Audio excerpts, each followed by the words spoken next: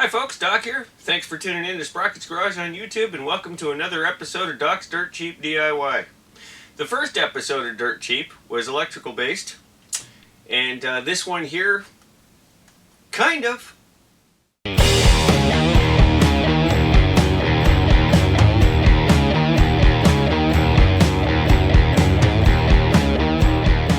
So you've got a lawn tractor or a mud mower or a puller, romper, backyard basher, racer, whatever.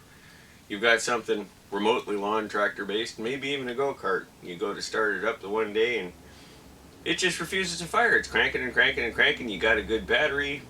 There's gas in the tank.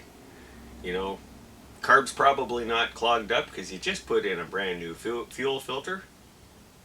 You've got compression. You know, you can hear it chugging away under compression while it's cranking. You just did a quick spark test, and once you picked yourself up off the floor, you got spark. Why won't the damn thing start? Well, if your engine was built within the last 20 years, and especially if it was built within the last 10 or 15, you've probably got this infuriating little gizmo on your carburetor that is making your life miserable right now, and it's called the Anti-Afterfire Solenoid. Let's have a look and I'll show you what I'm talking about. The Anti-Afterfire Solenoid. This here's the little John Deere 170 that we're turning into an off-road machine for my son Alex. And it happens to have an anti-afterfire solenoid. So we're going to have a peek at the dang thing. See this little cylindrical gizmo sticking at the bottom of the carburetor? That's the infuriating little bastard right there. Sometimes they come out the side of the carb, sometimes they come out the bottom. But if you see a gizmo sticking out of the carburetor with one or two wires hanging off it, that's your little bugger right there. Just what the hell is that damn stupid little thing anyways? Well, as the name describes, it is a solenoid. And a solenoid is an electrically actuated, mechanism that performs a mechanical action based on an electrical impulse. The anti-after solenoid was dreamed up by the EPA in order to make our lives miserable. Well, okay, it wasn't actually done to make our lives miserable, but it makes our lives miserable. Here's what it's for. It goes into the carburetor and it's got a little plunger in it. It's an electromagnetic plunger that basically stops the fuel supply in the carburetor. In order to have fuel flow, 12 volts must be delivered to the solenoid and the plunger retracts and it lets fuel in. This is into, the main jet or the main fuel passage, not the bowl. The bowl is always full regardless, assuming everything else is up to speed. The reason it exists basically is this. When you shut your engine off and it's still spinning down and it hasn't come to a stop yet, but there's no spark, for that 2 or 3 or 4 seconds, the engine is still trying to run. You've cut the spark, but everything else mechanical is still going on. So, the intake valve opens up, the piston drops, it hauls air through the carburetor, and what does that do? That hauls fuel into the cylinder. Then it compresses, and since there is no spark, the momentum drags the piston down again, the exhaust valve opens, and it blows that raw fuel out into the atmosphere. The Environmental Protection Agency decided, hey, we don't want raw fuel going into the atmosphere. Okay, there's a logic to that. We don't. It kind of sucks. And that's the whole purpose of this damn thing right there, is to shut off the fuel supply the moment you kill the ignition switch, so that while the engine is spinning down and that piston is pulling and pushing and pulling and pushing, there is no raw fuel being expelled into the atmosphere. Now this is a Kawasaki engine, but don't fool yourself. These little solenoids appear on every OPE engine that's mass-produced these days, from Briggs & Stratton to Kohler, Kawasaki, Honda, all of them. Tecumseh, before they went out of business, they'd appeared on Tecumseh's. Any OPE engine of, a similar description is going to have one of these things. So the first thing I'm going to do is take it off and show you what it's all about. Going to unplug the electrical connector. I've got a rag under it to grab any fuel that dribbles out. And I'm just going to try and sneak a wrench in there. It's a little bit tight. Okay, it's a lot tight. There we go. Got her loosened off. The bowl is going to empty itself onto this rag. There we go. Yeah, that's it. Just pee. Fine, be that way. Alright, here it is. Seriously. The hell is wrong with this thing?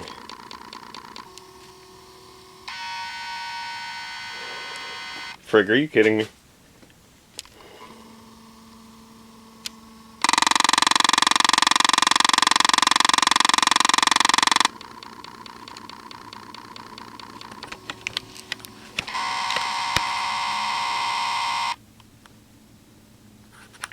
Piss off. Well, hell. Something wrong with my camcorder. Gonna have to get a tune-up tool for that.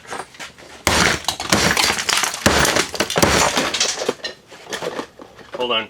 Almost ready.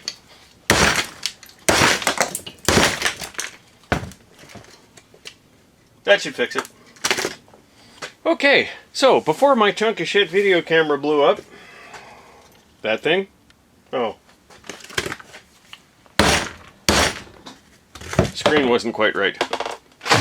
Before my camera blew up and forced me to stop filming and run out and buy another camera $200 later, son of a bitch, we were talking about the Anti-Afterfire Solenoid. And this is it here. It's just an electromagnetic body with a plunger in it. And this plunger blocks an orifice in the carburetor, quite often the main jet itself and sometimes a fuel feed tube going to the nozzle. And you can see that this one is not seized up. The plunger is retracting. However, that doesn't necessarily mean that it works. In order to test this, you need a 12-volt DC source, such as your lawn tractor battery. I'm going to use this booster pack that I've got sitting right here. So if you've got two wires, you're going to have to connect a negative and a positive. If you've got only one wire, then you're just going to ground the body of the unit and grab your positive and just touch it to the terminal and see if the plunger retracts. And I'll just try and get this zoomed in for you. Okay, so I've been playing with this thing. And it's just being a dog's breakfast this morning. It was working, and now it's being crotchety. See, I've got the power connected. It's not retracting, but a little bit of a nudge, and it retracts. It's almost like when it's fully extended, it doesn't want to retract, but now you can see it's retracting as long as I don't let it fully extend. Which, I mean, this is the sort of thing that just causes problems. If this thing does not retract when you turn the key on, you get no fuel delivery. So, working or not, I always give these things the same treatment. I'm going to use a pair of linesman's pliers with a side cutter on it. You can use just about any pair of cutters or even a grinder or a hacksaw. We're just going to cut it off flush with the body. Bing. Well, pretty close to flush anyways. That is no longer a factor. And you can just go ahead and screw that right back into your carburetor. If you do use a grinder, you're probably going to want to take some compressed air or something and just blow any metal filings away from it so it doesn't end up in your carb screwing stuff up for you. But we're just going to go ahead and screw this thing in.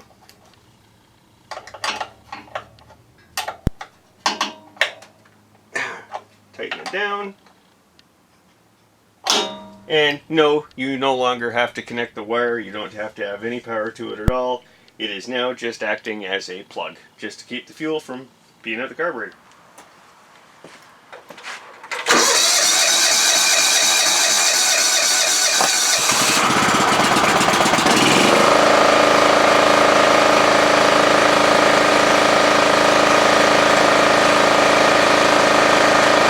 There's some folks out there right now looking at their screens going, man, you got to install a fuel shutoff valve in that fuel line. No, you don't. Carburetors have remained fundamentally unchanged for well over 100 years. And for the first 80 of those years, up until the APA dreamed up this little pain in my rear end, they worked just fine. The Anti-Afterfire Solenoid is simply to stop emissions, has nothing to do with flooding, whether you've got a gravity-fed system or whether you've got a pump-fed system, a pressurized fuel system. If your carburetor is flooding, if it's just pouring the gas out, if it's drooling, if it's filling up your crankcase with fuel, you do not have a solenoid problem, you do not have a valve problem, you've got a carburetor problem. Now, you've got your float, your needle valve, and your seat, and they all work together to allow fuel in when the carburetor's ready to take more fuel into the bowl, and to shut off the fuel supply, pump or not, when the bowl is full. If your carburetor is flooding, you've got a problem with one of these three things. Either your float is sinking because it's got a hole in it and it's filled with fuel, or it's sticking in the down position, You know, because it's crowded up or it's catching on a casting, or there's crap on the needle valve, or there's crap on the seat, or the needle valve is damaged, or the seat is damaged. If it's got a removable seat, hell, maybe it's missing. Somebody put it together wrong. If your carburetor is flooding, it's got absolutely nothing to do with the anti-afterfire solenoid and everything to do with the state of your carburetor.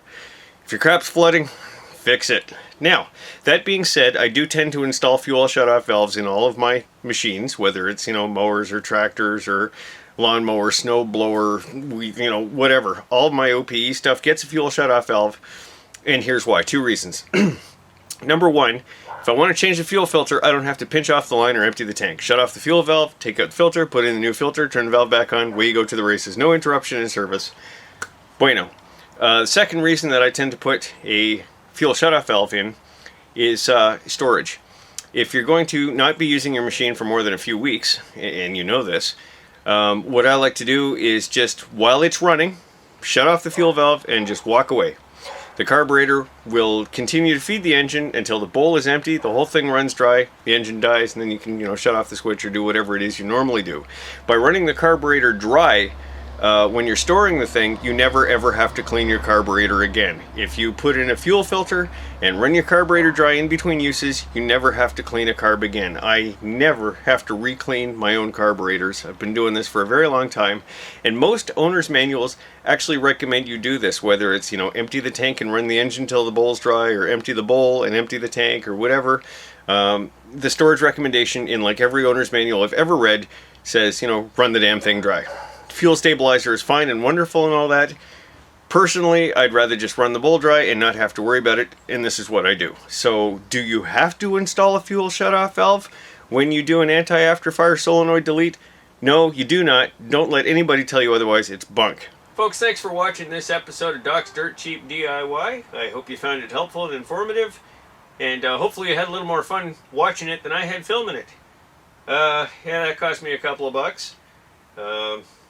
Mind you, I did get a camera with a higher resolution and some better features and a touch screen and some gizmos that I don't even know what they do. I think one of them wipes your butt after you poop. I don't know. It's pretty cool. It'll do the job.